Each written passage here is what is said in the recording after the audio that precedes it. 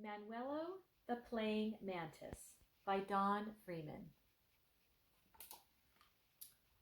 One warm summer evening in Cloverdale Meadow, a lonely praying mantis named Manuelo stood still as a stick, listening to beautiful music coming over the hill. Manuelo had attended these outdoor concerts many times before, and he knew the shapes and sounds of all the different instruments. His favorite sounds were those of the flute, the trumpet, the harp, and the cello. Manuelo wished that he too could be a musician.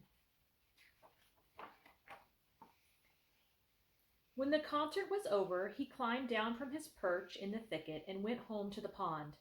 Hopefully, Manuelo started rubbing his legs against his wings, the way crickets and grasshoppers and katydids did whenever they sang.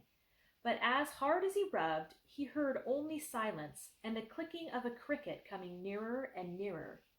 Clickety-click, it chirped. A mantis can't make music the way I can.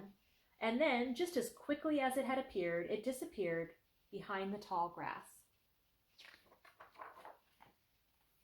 There must be something I can do, Manuelo sighed to himself. Then all at once he thought of an idea. I know, he said. I will make a flute. At the water's edge, Manuelo found exactly what he needed, a hollow cattail. In the middle of the pond, a frog sat, practicing his singing.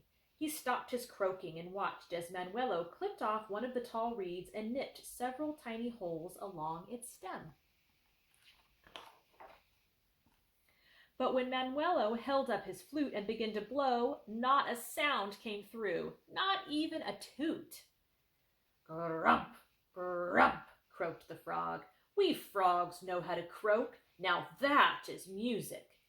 A mantis can't make music the way frogs can. And with that, he jumped into the water. However, Manuelo hadn't even noticed the frog. His mind was on more important matters, and he set out to find another kind of instrument to play. Close by, he spied a trumpet vine clinging to a wall. Just the thing, he cried. I'll play a horn. After snipping off a trumpet flower, he held it up the way any fine trumpet player does and began to blow. He blew and blew and blew until he grew blue in the face. Once again, not a single sound could he make. But Manuelo was not giving up easily. On he went, undaunted. He scanned the ground for something out of which he could fashion a harp. Ah, at last, just what I want, he said, picking up a twisty twig that had fallen off of a fig tree. Soon he had bent and fastened the twig into a perfect harp shape.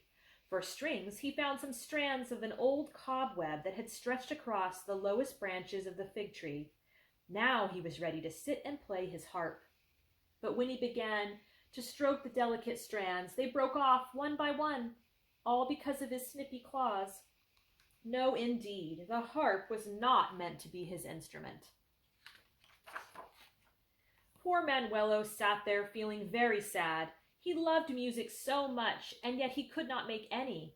At that very moment, 3 katydids came into the clearing and began to chant, Katydid, katydid, you don't know. A mantis can't make music the way we can. Manuelo was discouraged and almost ready to give up trying when he heard something whirring above his head. Take heart, my good fellow, said a thin, wispy voice. I know how you feel. I can't make music either. Turning his head completely around, Manuelo looked up and saw a spindly spider suspended by a thread from a branch above. My name is Debbie Webster, and I've been watching you all evening, she said as she slid down lower and lower until she hung directly in front of Manuelo's face. If you will do as I tell you, maybe together we can make a cello. But first of all, you must promise not to eat me. Manuelo's eyes widened. He had forgotten all about the cello. Why, of course I promised not to eat you, and he meant it. This could be worth 1,000 meals. All right then, advised the spider.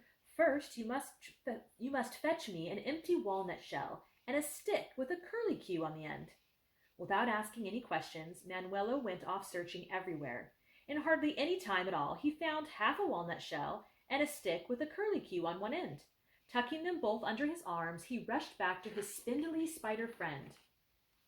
"Now, my good Mantis," said Debbie, "if you will fix the stick tightly to the shell, I will spin some strings for you." No sooner had Debbie whispered this than Manuelo attached the stick to the walnut shell. He watched as the nimble spider spun 4 strong silken threads from one end of the stick to the other. "All we need now is a bow," said Debbie. "Can you think of something that will do the trick?" "Yes, I know," exclaimed Manuelo. "I saw a blue bird's feather that should make a splendid bow." And indeed it did.